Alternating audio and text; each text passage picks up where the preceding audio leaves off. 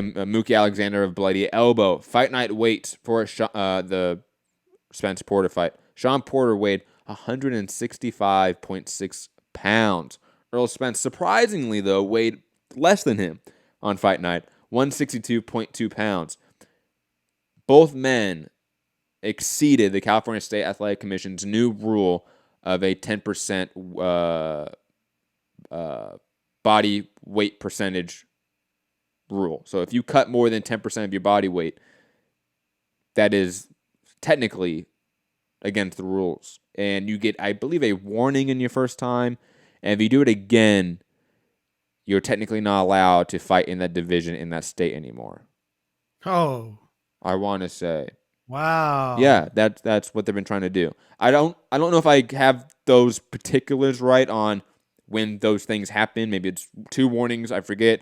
But that is what they've been trying to do lately. I think they've been doing sort of a experimental probationary period of the last year, and now they're really trying to implement it going forward.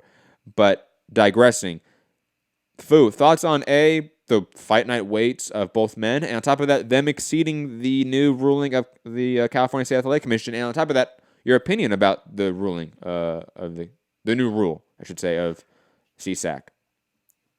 I mean, props to them for trying to implement something that keeps people from cutting too much weight. Yes.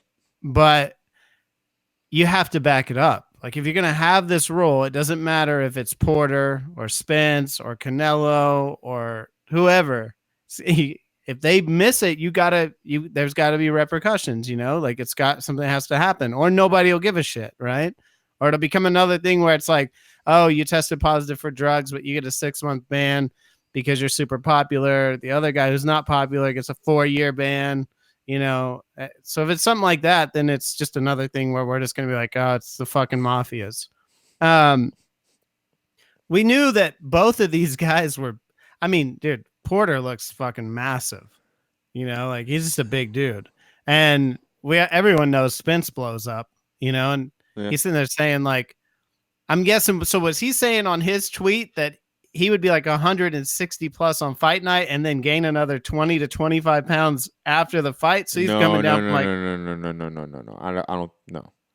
Okay. Because I'm saying, like, man, is he coming down from 190 pounds to 147? No, that's not what he's saying. That's Holy I think, shit. First off, humanly impossible. I think the biggest weight cut I know of is Gleason Tebow in the UFC, and he fucking literally got studied by, I think it was Stanford University, because he cut so much weight. It was like 28 to like 30 something pounds he cut one time. I forget the exact number, but look that up. That's something you can look up. Gleason Tebow, UFC weight cutting. Look that up. It's crazy.